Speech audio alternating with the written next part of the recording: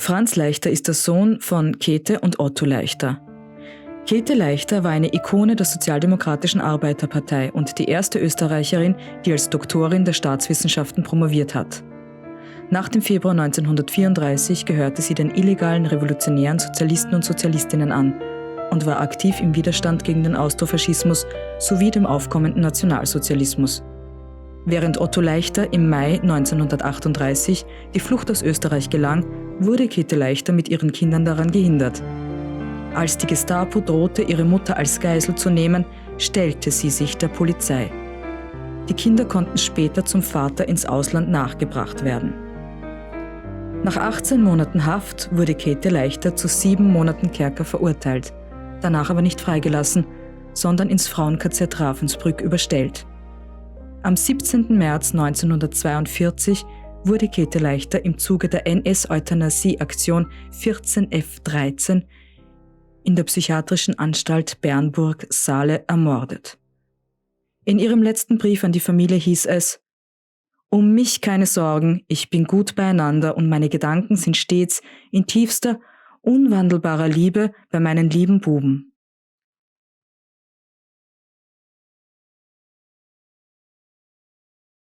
Franz Leichter wuchs gemeinsam mit seinem Bruder Heinz in New York auf. Leichter besuchte die öffentlichen Schulen in New York City und schloss 1952 das Swarthmore College mit Magna Cum Laude ab. Er promovierte 1957 an der Harvard Law School, nachdem er in der US-Armee in Japan gedient hatte. Er war von 1969 bis 1974 Mitglied der New York State Assembly und von 1975 bis 1998 Mitglied des New York State Senats. Die Bildungsorganisationen der Wiener Sozialdemokratie stehen seit vielen Jahren in regen Austausch mit Franz Leichter und seiner Familie. Mehrmals besuchte Franz die Heimatstadt seiner Eltern und 2016 besuchte eine große Delegation aus Wien Franz in New York. Im Herbst 2022 spricht Astrid Rompolt, stellvertretende Vorsitzende der Wiener SPÖ-Bildung, Landtagsabgeordnete und Gemeinderätin der Stadt Wien, mit Franz Leichter im österreichischen Kulturforum in New York über seine Mutter, seine Jugend sowie seine politische Karriere bei den Demokraten in New York. Okay, first of all, I want to thank you that you have time for us and for this interview. I would like to ask you about your life, about your experiences, about your coming as a refugee to the US, and of course about your mother. Yes. Would you like to start with an overview?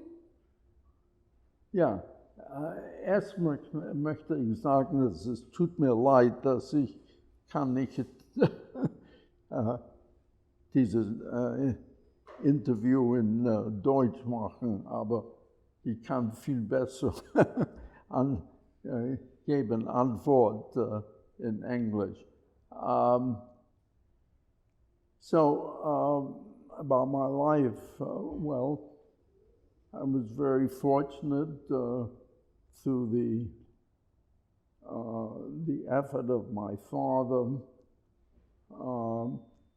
that my brother and I were able to come to the United States in 1940, and I must say I've had an active and a good life. I became a lawyer. I was politically interested and active really as early as I can remember, and I think that reflects the political and social activism of my parents, Otto Leichter and Käthe Leichter. And right after law school, I became active in what you could call sort of a popular club of what we called reformers who wanted to change how the Democratic Party in New York functioned, which was not very democratic at that time. after some years, I was elected first to a party position. Then I was elected in 1968 to the New York State Assembly, and in 1974 to the New York State Senate, and I served there until 1998. So I had 30 years in the legislature. At the same time, I was active attorney. So it's been a full life, and I can say it's not been a life without its difficulties or even tragedies, but as I look back, I can say that I've had a good life.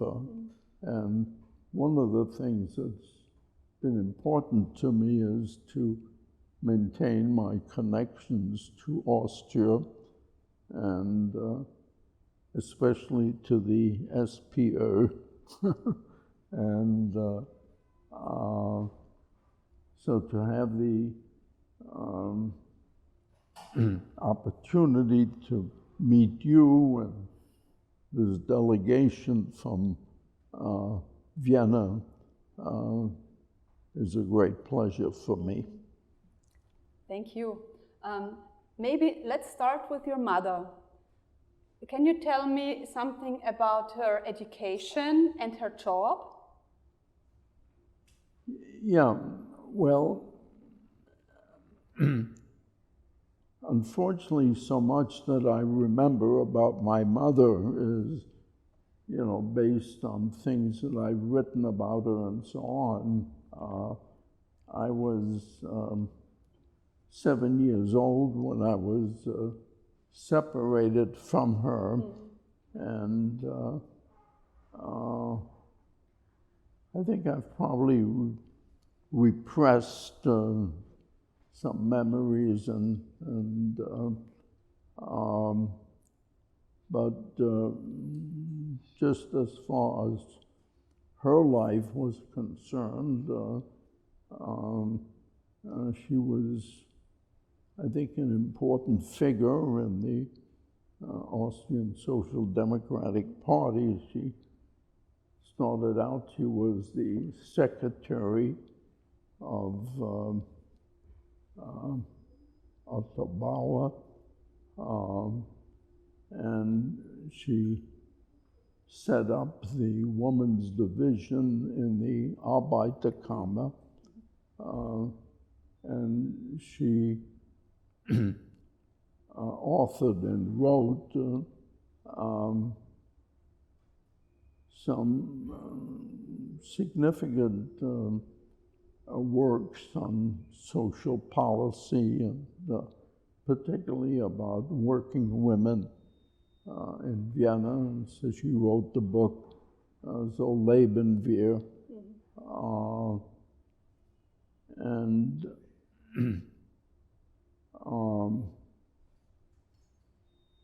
until the fascist coup in 1934, both she and my father, Otto, were very actively involved in the Socialist Party. And I think she left Austria for a short time in 1934. Do you remember, or do you know anything about this? Yes, and after the Dollfuss coup, my father and she fled to Zurich, and I was later, somebody brought me to Zurich to join them, and I think we were there for most of a year, and then in 1935 they thought it was safe enough to come back, and they did, and we lived in Mauer, and she and my father were both very active in what was called the, I believe I have the name correctly, the Socialist Revolutionary, sort of the left of the Social Democratic Party.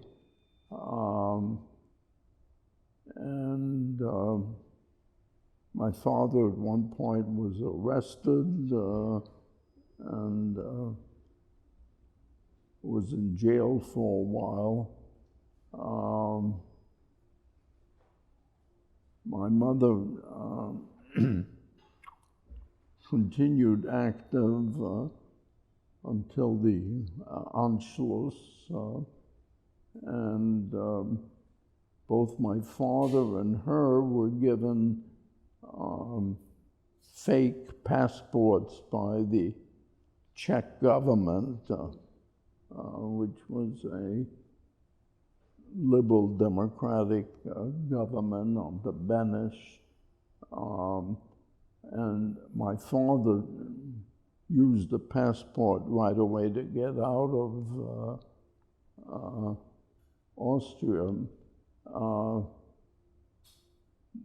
There's a story, I don't know whether it's anecdotal, that the Gestapo actually came to our house looking for him, and fortunately he was out, and they left a message that he was to report to the local police station. So he took that passport and left.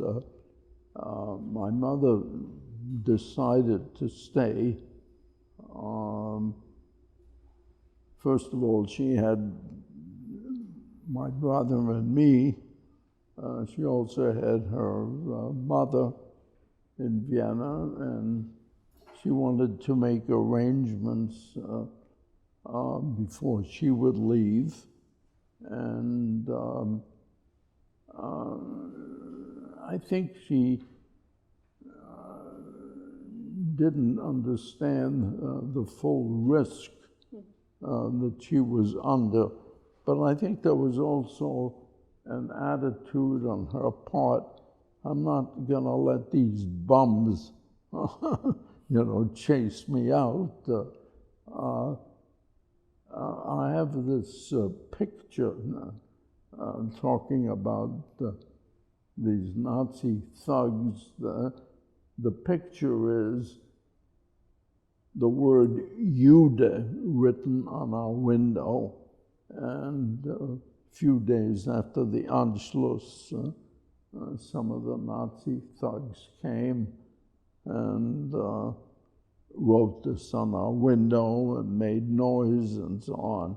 And the story, again, I don't know its accuracy, that my mother opened the window and said to them, please don't make so much noise, my children are sleeping.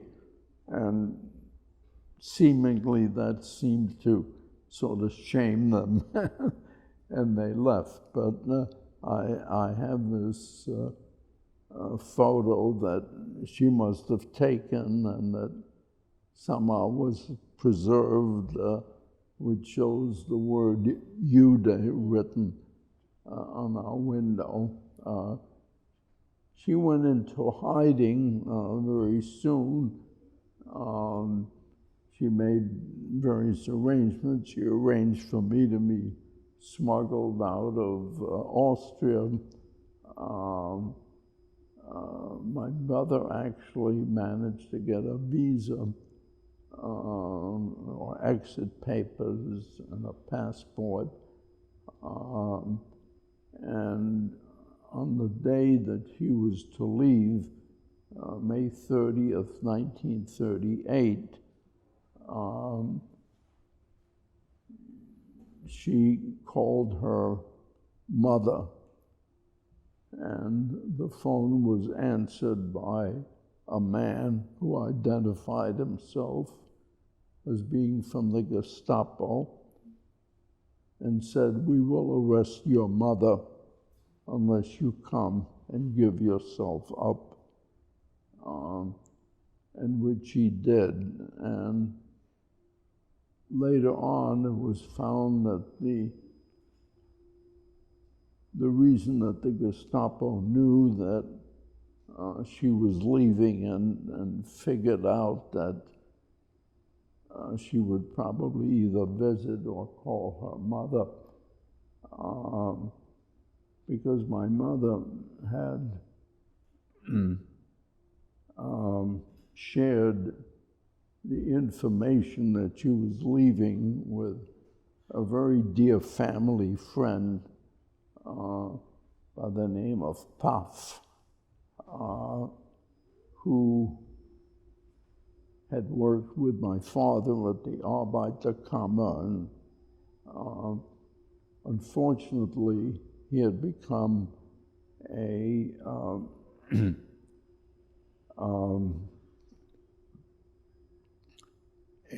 spy for the Nazis. Oh my God. And I think people were somewhat careless because he had been arrested by the Gestapo, and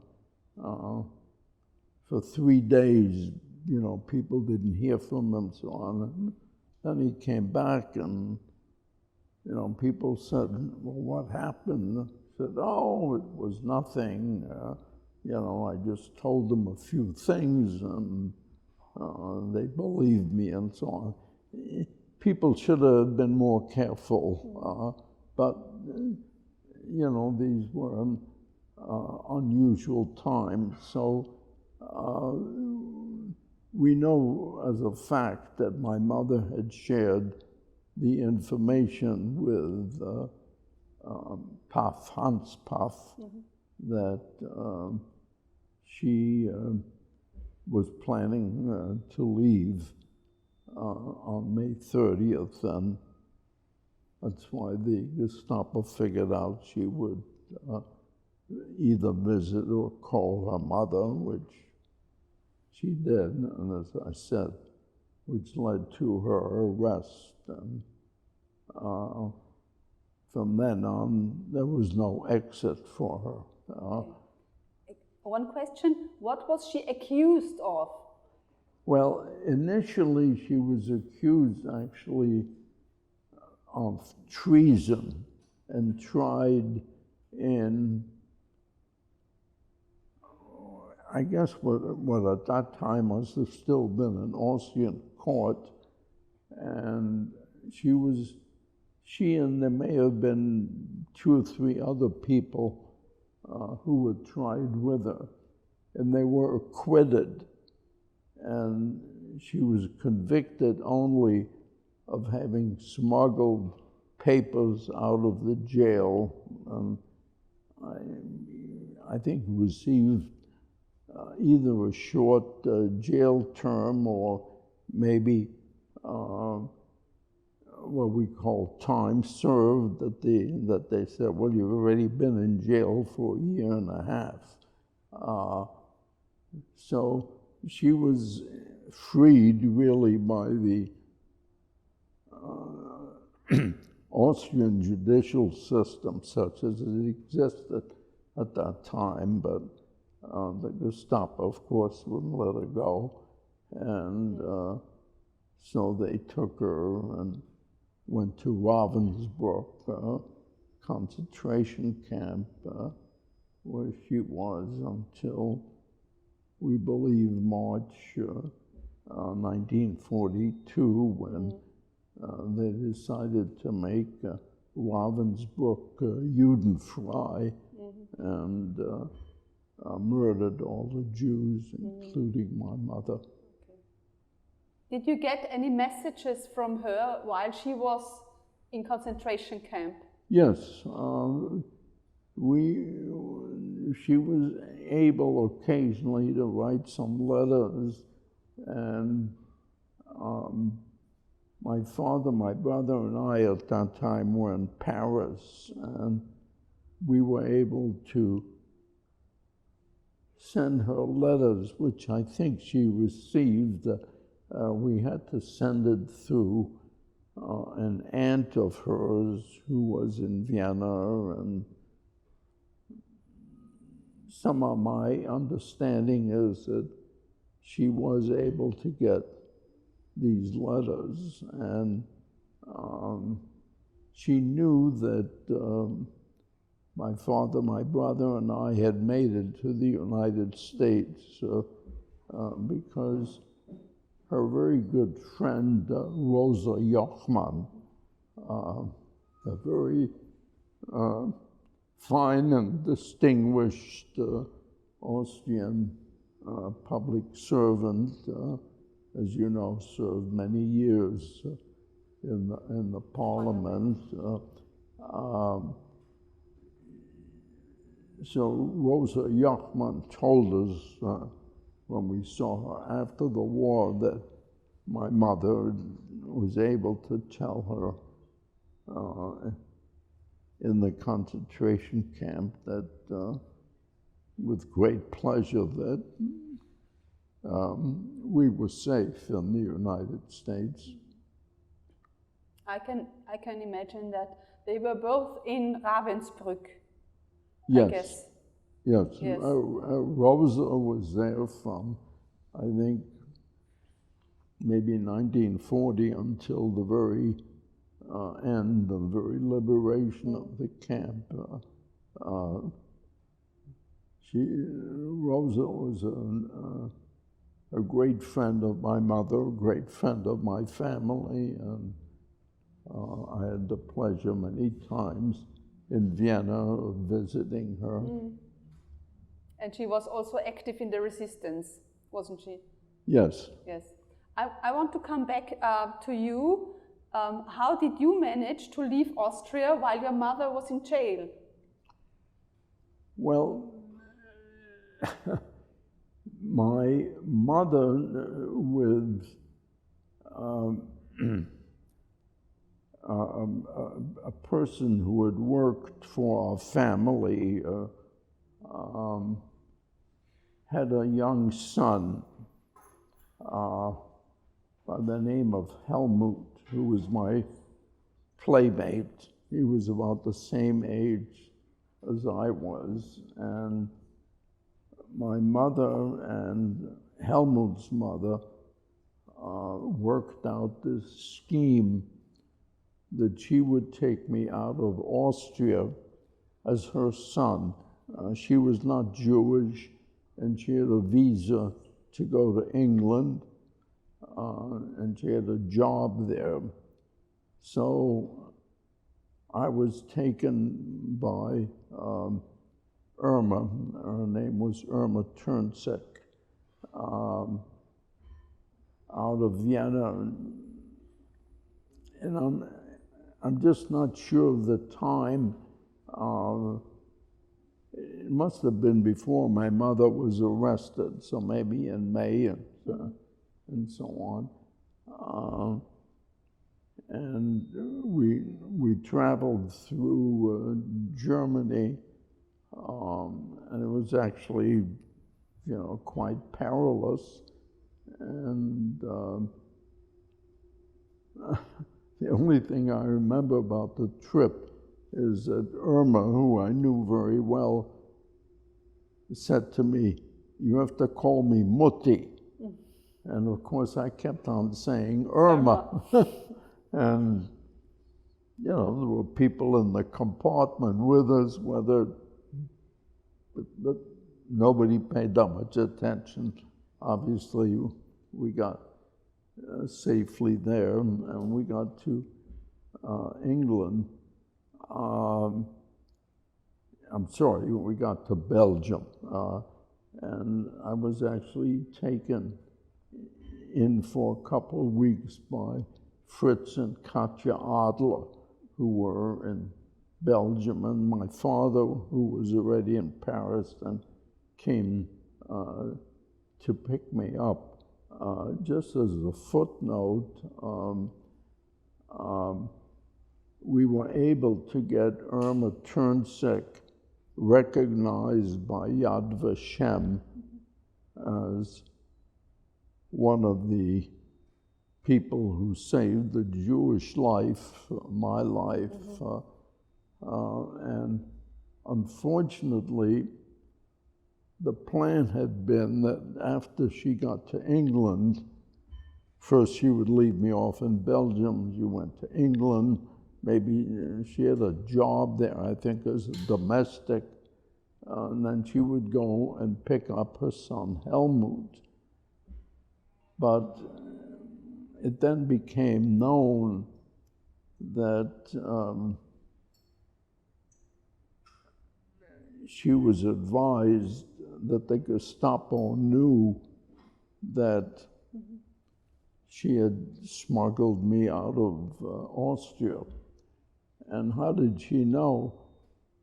Well, very likely my mother, who unfortunately confided in Hans Paff, the informer, and she must have told that to him. And by that time, it was already known that Hans Paff was a Gestapo mole, and so Irma could not go back to pick up her son, and Helmut had these very hard years until after the war, when his mother Irma finally was able to come and pick him up and bring him to England. Okay. Do you know where Helmut stayed in the meantime? He had all sorts of different arrangements. He was with an aunt, and she died, and so on. Okay. He had a very difficult time. But when he came to England, his mother had finally been able to pick him up. He had a very successful career. He was a barrister and worked for the legal office for the royal family. And he and I had sort of lost contact for many years until I got this inquiry from Yad Vashem and said, well, this application has been made to designate Irma Turnsek for having saved your life. Is that true? And I said, yes, it was. And I connected with Helmut, and I'd written to him, sent him an email, and I got no answer, and I figured he's probably so annoyed I had to spend these 6 miserable years or 7 miserable years. Who wants to see Franz Leichter? But then he wrote that he said he had been in the hospital, and that he had lung cancer. And so I realized that, you know, he might not have that much longer to live. So I flew to England, and we had a wonderful reunion. Great. And unfortunately, a week later, he died. Oh. But we pursued getting the designation from Yad Vashem for his mother. Oh. That's actually, it's a sad, but it's a beautiful story. And I may say that. Maybe let's come back to your American history, yes. Your personal history, when you came to the US. So you had to go to school again when you were in the United States. Yes. And then you started your career in laws. Right. Yes. Have you been in New York? Yes, I've lived in New York all my life, you know, except when I was in school, I was in the Army. And when we came to the United States, both my brother and I went to what's called a boarding school, a school where the students sleep and stay. Internat. Yeah, and that was arranged by a name you might know. It was Buttinger's wife. He married a very rich American woman, and I think she paid for our attending this school.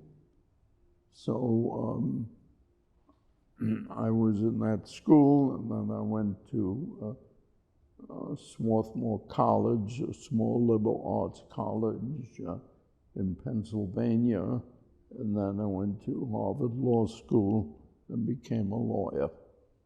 That's really great. When did your political career start? Really, right after I left law school. My brother had already become active in this political club that had been formed in large measure by Army veterans. Many of them were graduates of Columbia, some were Columbia professors, with the aim to try to change the Democratic Party in New York, which was very much, as we say, boss-controlled and not very democratically run. So my brother had already become active, was really one of the founders of this club, and he brought me into the club, and I became then very much engaged in the activities of the club. I set up a committee on housing to help people who had trouble with their rent or whose apartments weren't being attended to by their landlord. And then step by step, I moved up, and as I mentioned before, finally ending up as a senator representing a large part of the west side of Manhattan, and northern Manhattan, and eventually even part of the Bronx. Do you think, because you said that one of your first issues was birth control and the rights of women, do you think you were influenced by your mother in these issues? I think no question that the political views of my parents had a great influence on me, and so that I was always very much concerned with progressive issues, humanitarian issues, and I co-sponsored the first abortion law in New York State, which was passed by the legislature in 1970. Yes, I think this is one of the most important of women's rights. Yes, absolutely. Would you call yourself a feminist? Well, feminists are understood in so many different categories. Yes, I'm concerned about human rights, and without question, there's been discrimination against women, and that exists not only in politics, but in their occupation and so on. I mean, the studies keep on showing that women get paid less for the same job that men are being paid more for. So we still have some work to do, but I think we've made some progress. I think so too. Can you maybe, you know Lotte Behling, as I heard? Yes. Maybe you want to tell us how you got to know her, how you met her? Well, Lotte and I attended the same college, Swarthmore. She was a year ahead of me. Unfortunately, we really were not friendly or hardly knew each other while we were in college. So it was not until Anita Zia, who put on a play about my mother and Maria Yehoda, that I got back into touch with Lotte, and we then, together helped to bring the play to the United States.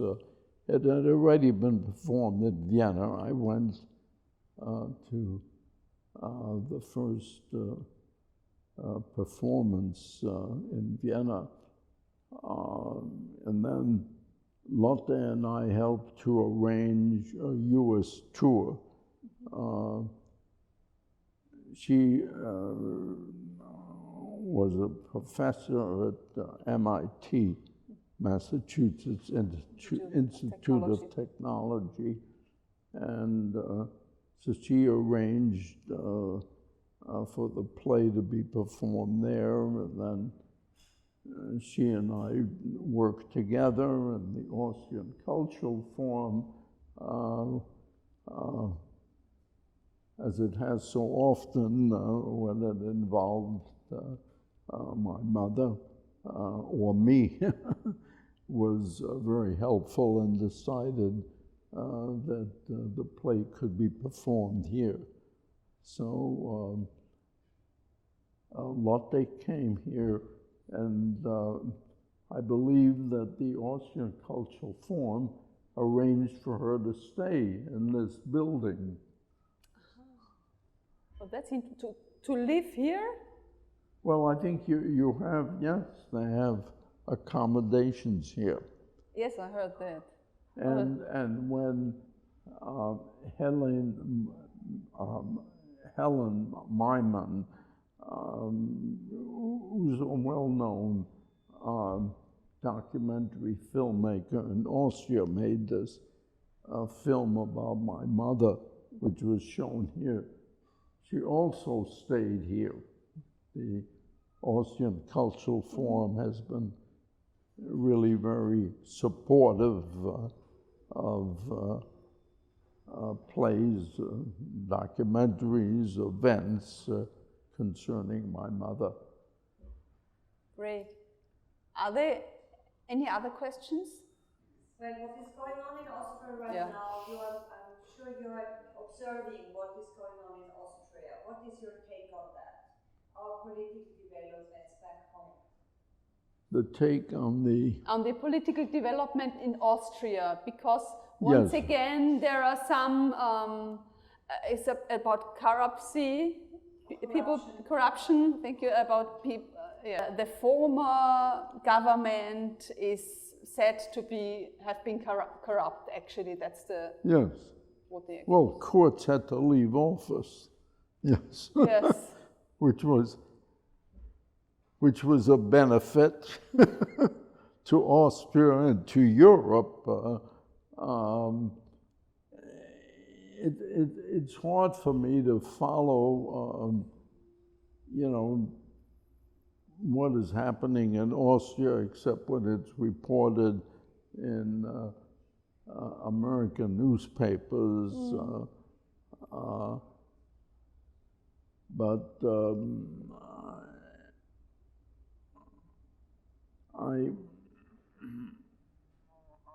I know that Austria is undergoing some of the same strains, issues about immigration and so on, and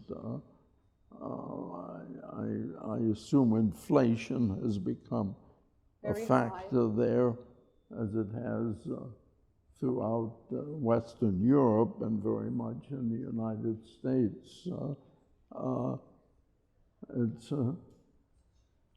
It's a difficult time,